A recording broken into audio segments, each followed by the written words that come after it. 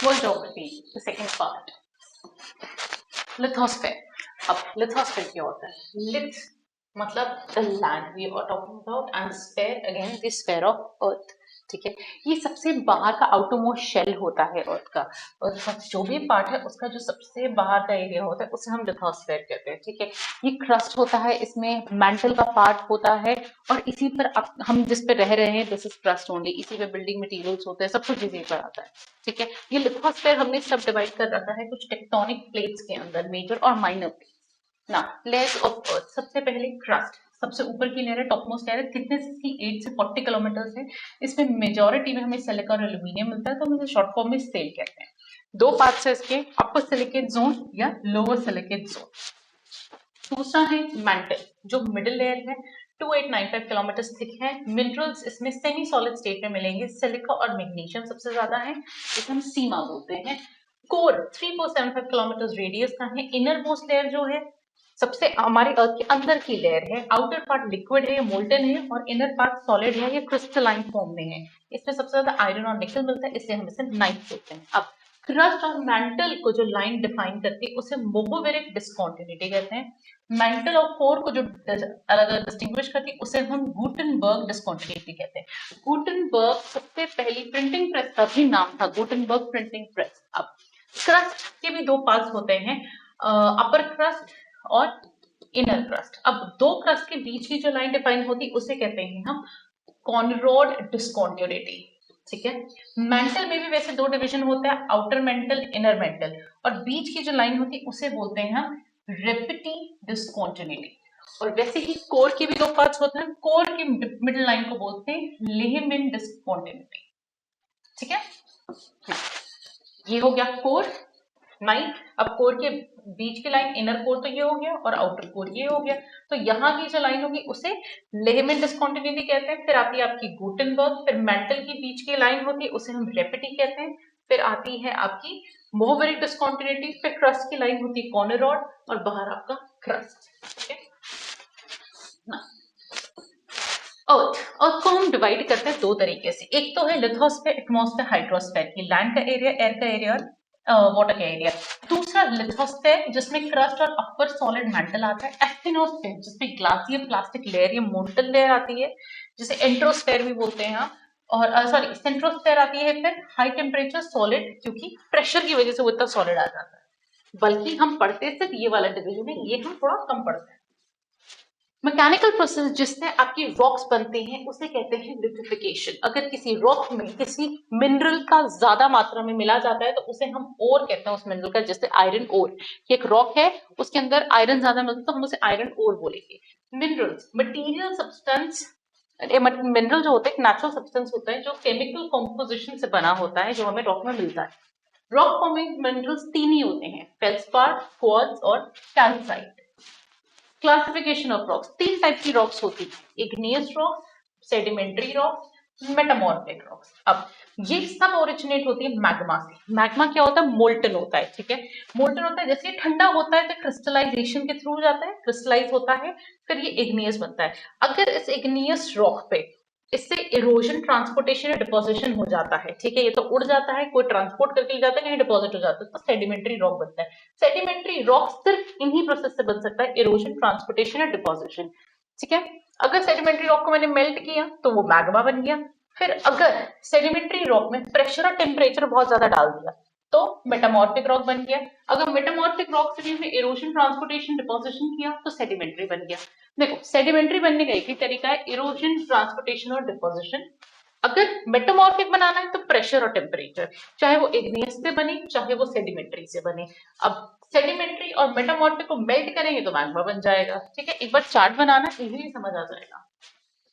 Again now rocks, तीन type की rocks होती है, इग्नियस, इंट्रूसिव, एक्सट्रूसिव। ये एग्जांपल्स हैं, कभी कभी एग्जांपल्स आते हैं which of the following is sedimentary rock और इग्नियस और मेटामॉर्फिक रॉक, तो आपको एग्जांपल्स पता होने चाहिए। इंट्रूसिव के गैब्रो ग्रेनाइट, एक्सट्रूसिव के बसाल्ट रॉयलाइट, क्लास्टिक के सैंडस्टोन शेल, केमिकल्स के लाइमस्टोन, फोलिएट के स्लेट, शिस्ट, नॉन फोलिएट के क्वार्ट्जाइट मार्बल। वैसे ही ये चार्ट और है। ठीक है, now igneous rock, again I have given you more examples. ठीक है, प्राइमरी रॉक है, ये सॉलिडिफिकेशन ऑफ लावा से बनती है, बीच में मैग्मा है, ये जैसे ही कहीं पर जाता है सॉलिडिफाई हो जाता है, ठंडा हो जाता है तो क्रिस्टलाइन फॉर्म में होगा और इसमें कोई फॉसिल नहीं होंगे, कोई लेयर नहीं होंगे, हार्ड होगा। इसमें जो मिनरल्स मिलते हैं वो इसके क्रैक्स में मिलेंगे, वेन्स या लोड्स में। ठीक है, दो टाइप की होती हैं इग्नेस रॉक्स, इंट्रूसिव या एसिडिक, या एक्सट्रूसिव या बेसिक। इंट्रूसिव जो होती है ये बहुत ज्यादा डेप्थ में जाकर मिलती है जहां पर प्लूटोनिक रॉक मिलती है, और एक्सट्रूसिव जो होती है इसमें मेटालिक मिनरल ज्यादा मिलते हैं, मतलब मेटल ज्यादा होता है। Sedimentary rocks, again as I told you, erosion, transportation, deposition, इन सबको मिलाकर ही सेडिमेंट्री रॉक बनेगी। They are made through lithification of sediments. Stratified या आर्गिलीस रॉक कहते हैं इन्हें। दे आर सॉफ्ट क्योंकि इसमें फॉसिल्स मिलते हैं, इनमें अलग अलग लेयर्स और बेड्स होती हैं जिसमें मिनरल्स मिलते हैं। तीन टाइप की होती है, क्लास्टिक जो कॉम्पैक्ट होती है, नॉन प्लास्टिक जो डिपोजिशन की वजह से होती है, ऑर्गेनिक जिसमें ऑर्गेनिक मटेरियल मिलते हैं। मेटामॉर्फिक, इन्हें ट्रांसफॉर्म रॉक्स भी कहते हैं, हार्ड और कॉम्पैक्ट होती है, अगर लेयर है तो बहुत हाईली कंप्रेस्ड होगी, मे और मे नॉट हैव क्रिस्टल्स, हो भी सकते हैं नहीं भी हो सकते हैं। दो टाइप की होती है, कॉन्टैक्ट और थर्मल या रीजनल। अब देखो ये मैग्मा है मोल्टन, ठीक है, ये ऊपर से प्रेशर है, अब ये जो मोल्टन वाला एरिया है, ठीक है, इसकी वजह से जो यहाँ वाली ये रॉक है, इधर वाली जो होगी मेटामॉर्फो, इसे कहते हैं कॉन्टैक्ट और थर्मल। ये जो ऊपर प्रेशर से बन रही है ऊपर की तरफ उसे कहते हैं रीजनल रॉक। ये दो डिविजन। थ्योरीज ऑफ लैंडफॉर्म, तीन लैंडफॉर्म की थ्योरीज दी गई है। टेट्राहेड्रल थ्योरी एल ग्रीन ने दी, कूलिंग ऑफ द अर्थ, कि एक बहुत सारे गैस का गोला था और लट्टू के जब घूमते घूमते घूमते आग का गोला बना, फिर वो ठंडा हो गया, वो ठंडा होना cooling of the gas, tetrahedral theory. अब वो जो ठंडा हो गया उसकी वजह से कुछ पार्ट लैंड का हो गया, कंप्रेस हो गया, कुछ वाटर का हो गया, उसे कहते हैं कॉन्टिनेंटल ड्रैग थ्योरी, जो कि वैगनर ने दी है। वैगनर ने कहा एक पूरी अर्थ है, इस पे एक ये लैंड मास है, ठीक है, हमने इसे बुलाया पैंजिया। अब अर्थ की मूवमेंट रोटेशन की वजह से, फोर्स की वजह से ये जो पैंजिया है ये दो पार्ट्स में डिवाइड हो गया, ऊपर और नीचे। ऊपर वाले को हमने बोला लुरेशिया और नीचे वाले को हमने बोला गोंडवाना लैंड, ठीक है। अब इसके बीच का जो सी है उसे हमने बोल दिया टेथिस सी, करेक्ट। अब ये फर्दर डिवाइड होते होते आज के डेट में जो हमारे कॉन्टिनेंट्स है वो बन गए। उसी तरीके से गोंडवाना लैंड का एक पार्ट यहाँ से टूटकर लोरेशिया में टकराया है, जिसे हम इंडियन प्लेट बोलते हैं, जिसकी वजह से हमारे हिमालयन माउंटेन्स बन गए। प्लेट टेक्टोनिक थ्योरी, अब ये जो यहाँ से टूटा, यहाँ दो पार्ट्स में हुआ और पार्ट्स में बटा, ये प्लेट टेक्टोनिक थ्योरी है। इसमें कहा गया है कि लिथोस्फीयर को हमने अलग अलग रिजिड प्लेट्स में बांटा हुआ, मेजर प्लेट और माइनर प्लेट, जो एस्थेनोस्फीयर के ऊपर रेस्ट करती है। एस्थेनोस्फीयर वो प्लास्टिक ग्लास ही लेयर, ठीक है। तीन टाइप की मूवमेंट होती है टेक्टोनिक प्लेट्स की, कन्वर्जेंट, डाइवर्जेंट और ट्रांसफॉर्म। कन्वर्जेंट कन्वर्ज कर रही है, एक दूसरे में टकरा रही है, डाइवर्जेंट ऑपोजिट जा रही है, और ट्रांसफॉर्म एक दूसरे से रगड़ रही है, ठीक है। प्लेन्स, हमने इसी लिथोस्फीयर को और आगे डिटेल में डिवाइड किया हुआ है प्लेन्स, प्लेटो और माउंटेन्स में। प्लेन्स क्या होता है? Area with gentle sloping land, समतल जमीन है, हल्का सा स्लोप होगा नहीं तो नहीं होगा, उस पर खेती हो जाती है आराम से। लोकल रिलीफ लो होते हैं, उसमें जो भी हमें फर्टिलाइजर डाल के खेती करनी होती है वो हो जाता है। इसके बहुत सारे टाइप्स होते हैं, जैसे पेनी प्लेन इरोजन की वजह से होता है कि सॉइल एक जगह से रोड होकर दूसरी जगह चली गई है, उसकी वजह से। Flood plain, delta plain, alluvial plain, ये सब वाटर की वजह से होता है। कोस्टल प्लेन, जो भी कॉन्टिनेंटल शेल्फ, जब भी आपको सी कोस्ट होता है उसके ऊपर एकदम पहाड़ सा नजर आता है, फिर उसके ऊपर फ्लैट जमीन होती है, यहाँ पर खेती हो रही होती है, उसे हम कोस्टल प्लेन्स कहते हैं। लेकिस्ट्राइन प्लेन्स, जब भी किसी भी लेक में मिट्टी भरती जाती है और फ्लैट बन जाता है, उसे लेकिस्ट्राइन प्लेन कहते हैं। कास्ट प्लेन जो होता है लाइमस्टोन के एरिया में मिलता है। ग्लेशियल प्लेन्स आपको ग्लेशियर ठंडे एरिया में मिलेंगे, और लोएस्ट प्लेन्स मिलेंगे आपको जो विंड उठा उठाकर एक जगह डिब्रीज डिपॉजिट करती है, for example sand dunes. Plateau, कोई भी चोटी, कोई भी पहाड़ जिसकी चोटी ना हो, पीक या समिट ना हो और ऊपर फ्लैट जमीन हो, उसे हम प्लाटू कहते हैं। एक्सटेंसिव लेवल और near level area of elevated table, देखो ये एलिवेटेड टेबल है, ठीक है। एब्सेंस ऑफ पीक या समिट, चोटी मिसिंग है इसमें, चोटी को हम इंग्लिश में पीक या समिट कहते हैं। लोकल रिलीफ लो है, या लोकल का कुछ ज्यादा मतलब झाड़ी वाड़ी के अलावा कुछ होता नहीं है। टाइप, तीन टाइप के होते हैं, इंटर माउंटेन, पीडियोमोंट और कॉन्टिनेंटल। इंटर माउंटेन जो होते हैं एसोसिएटेड विद माउंटेन्स, के माउंटेन के साथ होते हैं। पीडियोमोंट जो होते हैं एक तरफ उसके माउंटेन होता है और दूसरी तरफ सी या प्लेन या कुछ और होता है, ठीक है। कॉन्टिनेंटल, ये सी या लो लैंड में अचानक से राइज होते हैं, बताया था ना कि यहाँ पर सी है और यहाँ अचानक से पहाड़ आ गया। यहाँ पर अगर खेती हो सकती है तो प्लेन है, अगर खेती नहीं हो सकती है तो वो कॉन्टिनेंटल प्लेटो है, और ज्यादातर इग्नियस रॉक में मिलेंगे। माउंटेन, अगर कोई पीक 600 मीटर की हाइट पर है, 600 मीटर से ऊपर है तो उसे माउंटेन कंसिडर कर सकते। 600 मीटर तक हिल होती है, ठीक है, छोटी वाली पीक्स होती है बेसिकली। इनके पास पीक्स और वैली होते हैं, ये होता है पीक और ये होता है वैली। ये जो बीच की जगह होती है इसे वैली कहते हैं। लोकल रिलीफ इसकी हाई होती है। आइसोलेटेड टॉल पीक्स, जो अकेली चोटी खड़ी होती है उसे हम हिल्स कहते हैं। इनके ओरिजिन के बेसिस पे ये कैसे बनी है तब हमने इन्हें डिवाइड किया है 4 पार्ट्स में। पहला फोल्ड माउंटेन्स, ये देहरादून की तरफ आप जाते हो तो ऐसे टाइप के माउंटेन्स मिलते हैं, करेक्ट, इन्हें कहते हैं फोल्ड माउंटेन्स। ऊपर पीक को एंटीक्लाइन कहते हैं, नीचे इसको घाटी को सिंक्लाइन कहते हैं। हिमालय, एंडीज, रॉकीज इसके एग्जांपल्स हैं। ब्लॉक माउंटेन, फ्रैक्चरिंग और डिस्प्लेसमेंट, कट कट के अपने आप ही ये बन गई हैं। Basin ranges, black forest, borders of Europe. Best तरीका है को समझने का, आप एटलस लीजिए, वर्ल्ड मैप लीजिए और उसमें मार्क करिए। अगर उसमें मार्क नहीं करोगे समझ नहीं आएगा, ऐसा लगेगा पता नहीं क्या क्या नाम पढ़ने पड़ रहे हैं। But once you open an atlas और मार्क करने लग जाओगे बहुत आसानी से याद हो जाएगा। वोल्केनिक माउंटेन, लावा कहीं पर भी डिपॉजिट हो रहा होता है तो वोल्केनिक माउंटेन कहते हैं। फ्यूजीयामा या हवाइन माउंटेन। रेजिडुअल माउंटेन, बच्चे कुचे, ठीक है, सारे माउंटेन हमें कहती है तो जो बच्चे कुचे वो रेजिडुअल माउंटेन होते हैं। या फिर रिलेक्ट माउंटेन कहते हैं। इरोजन ऑफ अपलांड्स, कहीं पर भी इरोजन हो जाए कुछ बचा हुआ है वो है, जैसे Highland of Scotland, sierras of central Spain, Appalachian, Aravalli, ये सब एक्स्ट्रा वाले मिसलेनियस वाले माउंटेन होते हैं। चेंजेस इन अर्थ सरफेस, हमारी अर्थ सरफेस चेंज कैसे होती है उसके दो रीजन हैं।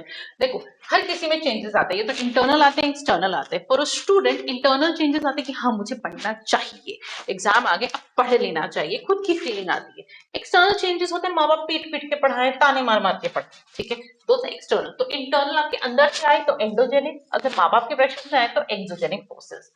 इंटीरियर ऑफ अर्थ, जब हमारे अर्थ के अंदर से खुद में से कोई प्रॉब्लम होती है तो उससे चेंज आते हैं, उसे हम एक्सटर्नल इंटरनल बोलते हैं, अर्थक्वेक और वोल्केनोस की तरह। अगर बाहर से आ रहा है तो उसे वेदरिंग और इरोजन की वजह से, ठीक है ना। इंटरनल वोल्केनिक फोर्सेस जो इंटीरियर में से आती है। वोल्केनिक एक्टिविटी दो टाइप की होती है, इंट्रूसिव और एक्सट्रूसिव।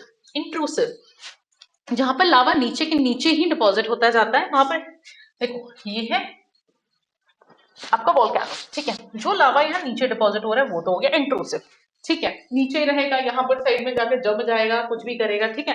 लेकिन जो लावा बाहर निकलकर उसने अलग एक लैंडफॉर्म यहाँ बना ली है, ठीक है, वो हो गया एक्सट्रूसिव। उसकी वजह से लावा की वजह से एक नया माउंटेन बन सकता है। डिजास्ट्रोफिक फोर्सेस कॉजेज वर्टिकल या horizontal movement.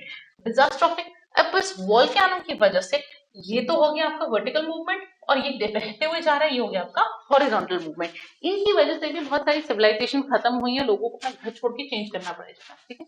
Type of volcanic activity, central type of fissure type. अब वोल्केनो हो गया, ठीक है, यहां से जो लावा जा रहा है इसे कहते हैं इसका क्रेटर, इसे कहते हैं क्रेटर। अब अगर लावा यहां से जा रहा है तो उसे बोलेंगे सेंट्रल टाइप, जैसे माउंट इतना सिसली में होता है।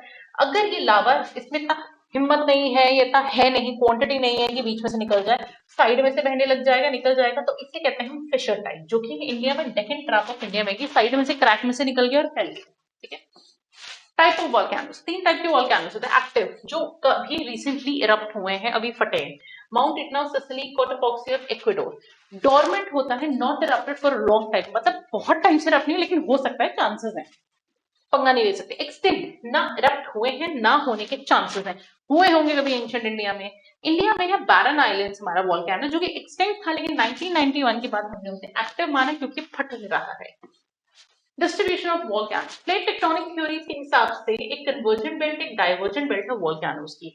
देखो, इंडिया ये पड़ा, दोनों सेम ही मैप है वैसे, north America, south America, Australia, ठीक है।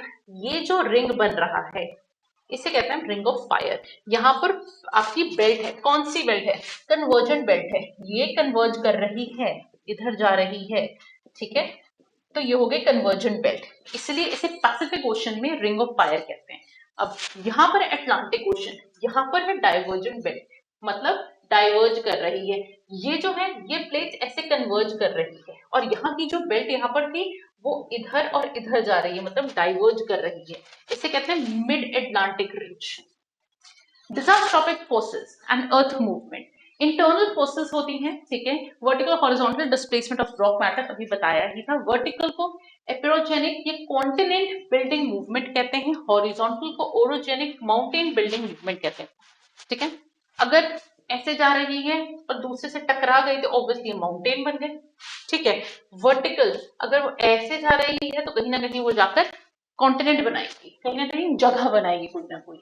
इंडिया में डेक्कन ट्रैप है हमारा, वॉल्केनिक की वजह से बना है, एक्टिविटीज की वजह से बना है, ठीक है। और ये है हमारा अंडमान निकोबार का बैरन आइलैंड। अर्थक्वेक, अब दूसरी इंटरनल फोर्सेस की बात करते हैं। अर्थक्वेक, कंपन, ट्रेमर्स या shaking of the earth crust, Hindi में हम कंपन बोलते हैं अर्थ सरफेस के हिलने को। कॉज क्या है? नेचुरल भी मैन मेड है, जाकर बम फोड़ दो नीचे तो भी तो कॉज हो जाएगा, तभी तो वाइब्रेशन आएगा। अगर नीचे वाले फ्लोर, किसी भी बिल्डिंग के नीचे वाला फ्लोर कट जाता है, ये गिर जाता है, तब भी तो वाइब्रेशन आता है। अगर कोई बाई चांस कोई एक्सीडेंट होता है बहुत बड़ा, उसकी भी तो वाइब्रेशन बहुत दूर तक जाती है। तो those are man made region, drilling कर लो तो भी तो मैन मेड हो जाता है। नेचुरल, हम नेचुरल रीजन की बात करें अर्थक्वेक्स, इंटेंसिटी जो अर्थक्वेक की होती है वो रिक्टर स्केल से हमें पता चलती है। ओल्ड स्केल है रोसी-फेरल स्केल या मर्सिडीज स्केल, ठीक है। यूएस जियोलॉजिकल सर्वे ने एक नया स्केल निकाला है जिसका नाम है मोमेंट मैग्नीट्यूड स्केल, वो लोग उसे यूज करते हैं, हम रिक्टर स्केल यूज करते हैं। सेस्मोग्राफ, ग्राफ पेपर सुना है, वही वाला है। वो पेपर जिसमें हम ट्रेमर रिकॉर्ड करते हैं अर्थक्वेक, उसे सेस्मोग्राफ कहते हैं। और ये सेस्मोग्राफ जो है ये it produces 24 hour record of earthquake waves, जो किस कौन निकलवाता है? सेस्मोग्राम निकालता है। सेस्मोग्राम में सेस्मोग्राफ पेपर लगता है, ठीक है। पॉइंट ऑफ ओरिजिन जो होता है इसका इंटीरियर ऑफ द अर्थ का, अर्थक्वेक का, उसे हम सेस्मिक फोकस कहते हैं। और जो सरफेस पे पॉइंट आता है उसे एपिसेंटर बोलते हैं। दो लाइंस मैप पे अगर हम ज्वाइन करते हैं जहां पर सेम टाइम अर्थक्वेक है, उसे कोसेसिमल लाइंस बोलते हैं। समझो, यहाँ पर है दो फॉल्ट, दो प्लेट्स हैं, आंखें टकराई या एक साथ रगड़ी, तो यहाँ पर एक वाइब्रेशन क्रिएट हुआ जिसको हम फोकस हाइपोसेंटर या सेसमिक फोकस कहेंगे, ठीक है। अब ये कंपन तो हुई, लेकिन इसकी कंपन हमें सरफेस पर कहाँ फील हुई? यहाँ से ओरिजिनेट हुई सरफेस पे, तो इसे हम एपिसेंटर बोलेंगे, करेक्ट। दो हो गए। अब सपोजिटली एक ये जगह है दिल्ली और ये जगह है भोपाल, दो जगह हमें सुबह 9 बजे ही अर्थक्वेक फील हुआ। यहाँ दोनों जगह जो एपी सेंटर है दोनों जगह है, ठीक है। तो जब हमने मैप पे दोनों लाइंस को ज्वाइन किया उसे हम बोलेंगे कोसेसिबल लाइन। बट अगर दिल्ली है और यहाँ है सूरत, सूरत में भी अर्थक्वेक आया, किसी भी टाइम आया हो 24 घंटे के अंदर, सूरत में 5 इंटेंसिटी का अर्थक्वेक और दिल्ली में भी 5 इंटेंसिटी का अर्थक्वेक, तो हमने मैप पे जब ये ज्वाइन की लाइन, इसको हम बोलते हैं आइसोसेसिमल लाइंस। आइसो इंटेंसिटी के लिए, कोसेसिमल टाइम के लिए, ठीक है। सेम वही चीज है ना। अर्थक्वेक वेव्स, तीन टाइप की अर्थक्वेक की वेव्स होती हैं, पी वेव, एस वेव और एल वेव्स। पी वेव्स को प्राइमरी वेव्स कहते हैं, लॉन्गिट्यूडनल, लॉन्ग वेव्स है, लॉन्गिट्यूडनल वेव्स है, ठीक है, सॉरी, हाँ लॉन्गिट्यूडनल वेव्स। पुश वेव्स भी इन्हें कहते हैं। ये डिटेक्ट होती हैं जब ये लिक्विड से पास करती हैं, इनकी वेलोसिटी ट्रैवल करने की बढ़ जाती है जैसे ही डेंसिटी ऑफ रॉक बढ़ती है, और जब भी ये एयर में चली जाती हैं साउंड वेव का फॉर्म ले लेती हैं। जैसे कि सपोजिटली एक बॉक्स लेते हैं, यहाँ सॉलिड है, लिक्विड है और ये गैस है। This is gas, this is liquid and this is solid, ठीक है। और यहाँ जो है डेंसिटी हाई है रॉक की, तो आपकी जो पी वेव्स है सॉलिड में घुसी, यहाँ आकर तेज हो गई, लिक्विड में जाकर डिफ्लेक्ट हो गई, थोड़ी सी टेढ़ी हो गई, और गैस में एयर में चली गई तो साउंड वेव में कन्वर्ट कर दी। वैसे एस वेव सेकेंडरी वेव्स होती हैं, ये ट्रांसवर्स वेव्स कहते हैं। ये लिक्विड से नहीं जा सकती, ये अब्सॉर्ब हो जाती थी, ये सॉलिड से गई लिक्विड में जाकर गायब हो गई, क्योंकि ये लिक्विड ने अब्सॉर्ब कर लिया। इन्हें लाइट वेव्स भी कहते हैं। एल वेव सरफेस वेव्स कहते हैं, ये ओरिजिनेट करती हैं हमेशा अर्थ के सरफेस के ऊपर, ये डिमिनिश हो जाती है जैसे जैसे ट्रैवल करती है। मतलब एल वेव्स का तो सॉलिड लिक्विड गैस से कोई मतलब ही नहीं है, यहाँ सरफेस पर ओरिजिनेट करेगी और जहां जितना दूर जाती जाएगी उतनी हल्की होती जाएगी, लेकिन जहां ओरिजिनेट करती है वहां सबसे ज्यादा डैमेज करती है। सेस्मिक वेव्स, ये वेव्स होती है एनर्जी की, जिससे एनर्जी ट्रैवल कर रही होती अर्थ के लेयर्स में से, ये रिजल्ट करती, इनकी वजह से होता है earthquake, volcanic eruption, magma movement, large landslide. अरे वो तुम लोग वूफर्स पे गाने नहीं सुनते, जोर जोर से उससे वाइब्रेशन क्रिएट होता है, वो भी तो एक तरह की वेव है जो वाइब्रेट करती है, हमारी बॉडी अंदर से हिला देती है, ठीक है। That is energy. ये स्टडी करते हैं जियोफिजिक्स, जो सेस्मोलॉजिस्ट होते हैं, ये रिकॉर्ड करते हैं सेस्मोमीटर से, हाइड्रोफोन से, एक्सेलेरोमीटर से। वेलोसिटी डिपेंड करती है डेंसिटी पर, इलेक्ट्रिसिटी, इलास्टिसिटी ऑफ मीडियम और टाइप ऑफ बेस पर। वेलोसिटी इंक्रीज होगी क्रस्ट से मेटल में, वेलोसिटी डिक्रीज होगी मेटल से आउटर कोर में, ठीक है। दो टाइप की होती है, बॉडी वेव, सरफेस वेव। अब रिविजन है प्रॉपर, ठीक है। बॉडी वेव दो टाइप की होती है, प्राइमरी, सेकेंडरी। सरफेस वेव्स होती हैं आपकी एल वेव, जो ट्रैवल करती हैं सरफेस पे, अभी बताया था, ठीक है। ना अदर टाइप ऑफ वेव, कुछ और टाइप ऑफ वेव्स हैं, रेलिंग वेव्स, इनका ग्राउंड रोल होता है इससे, इनका मोशन जो होता है वेव जो वाटर सरफेस पर होती है उनसे, ठीक है। Love waves, horizontally polarised shear waves, मतलब ये ठंडी हवा होती है, ठीक है। हम जमीन के साथ साथ जो ठंडी हवा चलती है उसमें कोल्ड एरियाज में, टुंड्रा रीजन में, वो होती है। ये एग्जिस्ट करती है सेमी इनफाइनाइट मीडियम में। 1911 में मैथमेटिकल मोड ऑफ वेव्स, इससे हमने ये डिराइव की थी। आपके दिमाग में जो लव वाला आ रहा है, हार्ट वाला, वो नहीं है, ठीक है। ये ठंडी वेव्स हैं, चिल वाली वेव्स हैं। Stoneley waves, type of boundary waves हैं। जब भी गर्मियों में हम फ्रिज खोलते हैं तो फ्रिज में से ठंडी हवा बाहर गर्म हुआ, तो कहीं ना कहीं बीच में एक बाउंड्री होती है, वो टाइप की wave. Just example, I am not saying it is the same wave, but a kind of boundary waves. Richard Dixon Oldman ने क्लियर आइडेंटिफिकेशन दी हुई है between wave. It is a detailed topic, ठीक है, but वो आपके competitive exam के लिए इंपॉर्टेंट नहीं है, so go it. Earthquake shadow zone, जब हम पढ़ ही रहे थे एस वेव्स, एस वेव्स आई लिक्विड में, लिक्विड तक आई, यहाँ पर लिक्विड एरिया है, एब्जॉर्ब कर गई। तो जिन एरियाज में आपकी ये वेव गई नहीं, तो वो उस वेव का शैडो जोन हो गया, मतलब एस वेव का शैडो जोन हो गया। अब पी वेव आई, लिक्विड जगह डिफ्लेक्ट हो गई और यहाँ चली गई। अब कुछ एरिया जहां वेव आई ही नहीं, वो पी वेव का शैडो जोन हो गया, ठीक है। एक्सटर्नल फोर्सेस, दो टाइप की एक्सटर्नल फोर्सेस होती है, वेदरिंग और erosion. Weathering, disintegration and decay of rocks under the influence of element of weather, मतलब एक वो है, बेंच है, उसमें आप रो स्केल ऐसे ऐसे ऐसे ऐसे ऐसे ऐसे मार रहे हो, तो उसमें बीच में कट लग जाएगा ना, वो वेदरिंग हो गया, वो वेदर कर गया बीच में से। Erosion, wearing down of earth surface, breaking down of rocks and removal from higher area, ऊपर से पत्थर लुढ़क के नीचे आ गया, पानी में बह के चला गया, या फिर हवा में बह के चला गया, वो होती है आपकी इरोजन। वेदरिंग, इसमें डिब्रीज ट्रांसपोर्ट नहीं होता, मतलब आप दीवार ठोक रहे हो, ठीक है, दीवार है, उसका नेल ठोक रहे हो, उसके नीचे जो धूल आ रही है वो आपको दिख रही है, तो वेदर नहीं हुआ, ठीक है, वो वेदरिंग नहीं हुई। जहां आपको नीचे से एक्स्ट्रा मिला नहीं होगा, कूड़ा पड़ा हुआ, उसे हम कहते हैं वेदरिंग। इसमें ट्रांसपोर्ट डिब्रीज नहीं मिलती है। दो टाइप की होती है, फिजिकल या केमिकल। फिजिकल को मैकेनिकल वेदरिंग भी बोलते हैं। ये एटमॉस्फेरिक कंडीशन से डायरेक्टली कांटेक्ट में आती है, ड्राई और कोल्ड एनवायरनमेंट में मिलेगी।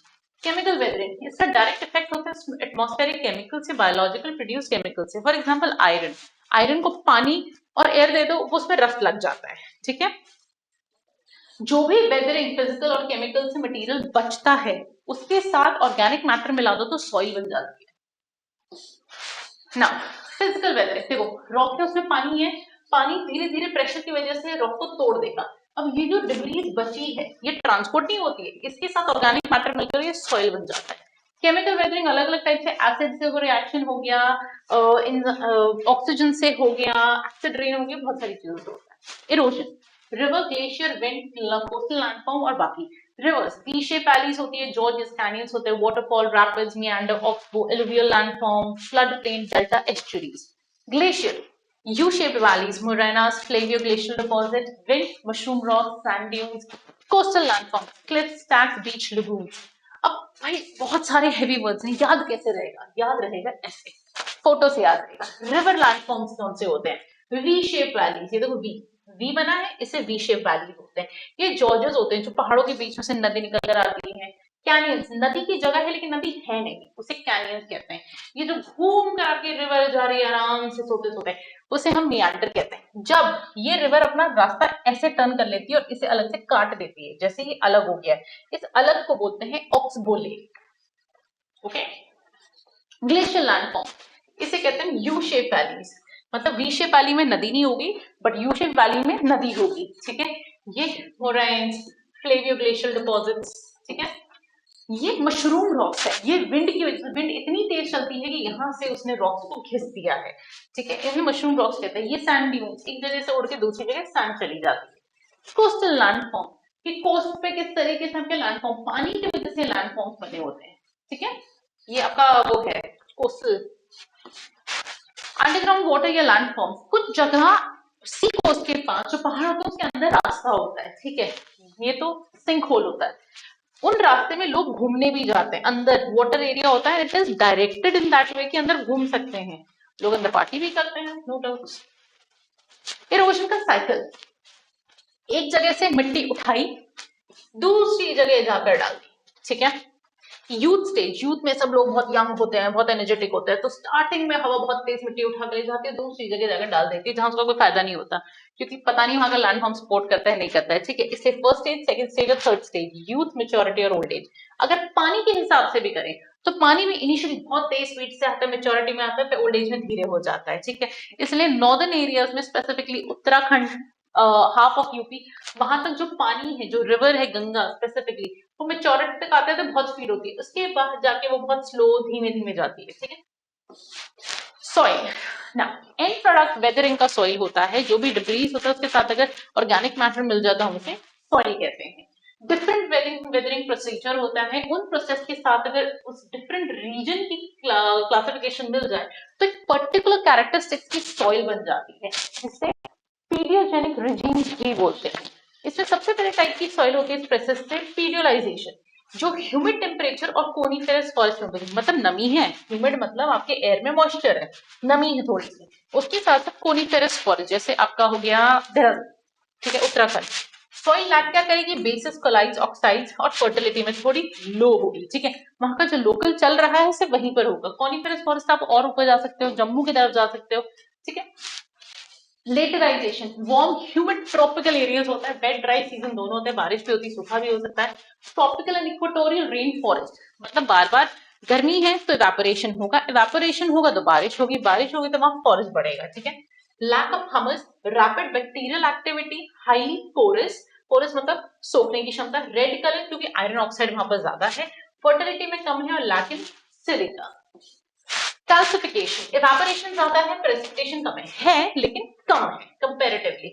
कैल्शियम मैग्नीशियम आयंस में बच जाते हैं, हमस होता है, और यूजुअली फर्टाइल जगह होती है। सैलिनाइजेशन, भाई सैलिनाइजेशन में पानी नहीं होता, ठीक है, पुअरली ड्रेन्ड है, पानी नहीं है, डेजर्ट टाइप क्लाइमेट है, ड्रेनेज है ही नहीं, पानी कहीं से कहीं तक नहीं, एरिड, सेमी एरिड, सूखा या थोड़ा कम सूखा, लार्ज अमाउंट ऑफ सॉल्ट मिलती है। जब ये सब होता है तो लार्ज अमाउंट ऑफ सॉइल बच जाती है, इवेपोरेशन ज्यादा है लेकिन प्रेसिपिटेशन है ही नहीं। ग्लाइजेशन, पोली ड्रेन्ड होती है लेकिन सलाइन नहीं होती, मतलब सॉल्ट कंटेंट नहीं होता। Areas of moisture cold climate, आप चले जाओ लेह लद्दाख, वहां आपको ये टाइप की सॉइल मिलेगी, यहाँ फार्मिंग भी नहीं हो सकती है। वर्ल्ड सॉइल, मार्बल की क्लासिफिकेशन के हिसाब से तीन जोन्स होते हैं अलग अलग। एक होता है जोनल ऑर्डर, जो इन्फ्लुएंस करता है क्लाइमेट और मेच्योरिटी, सॉरी नेचुरल वेजिटेशन के लिए। दूसरा इंट्रोजोनल ऑर्डर, जो इन्फ्लुएंस करता है लोकल फैक्टर्स के आसपास पानी कैसा है, मिट्टी कैसी है, लोग कैसे हैं। ए जोनल ऑर्डर, क्लाइमेट और टेरेन फैक्टर की, वहां क्लाइमेट कैसा मैटर करता है। सॉइल टाइप, उस हिसाब से पहला सॉइल टाइप है पोजोल, जोनल सॉइल है, कूल ह्यूमिड क्लाइमेट है, एश ग्रे कलर है इसका, ये देखिए, क्लैक बेस करता है, acidic in reaction, not very fertile, और कोनिफेरस फॉरेस्ट मिलता है, मतलब पहाड़ों की जगह, कोनिफेरस मतलब पहाड़ है, ठंडी एरिया।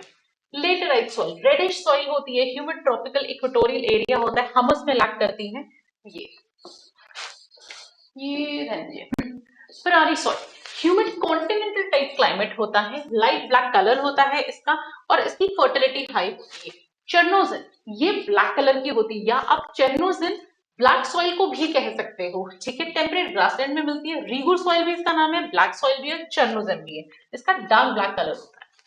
डेजर्ट सॉइल, हमस में लैक करती है, ब्राउनिश कलर होता है, सैंडीन टेक्सचर होता है, सॉल्युबल सॉल्ट्स होते हैं, और फर्टाइल होती है अगर इसमें पानी आ जाता है तो। कैल्सियमोफिक सॉइल, पेरेंट मटेरियल रिच होता है, इसके पेरेंट मटेरियल लाइम ज्यादा होता है, फर्टाइल होती है, सब ह्यूमिड ट्रॉपिक्स पे मिलती है।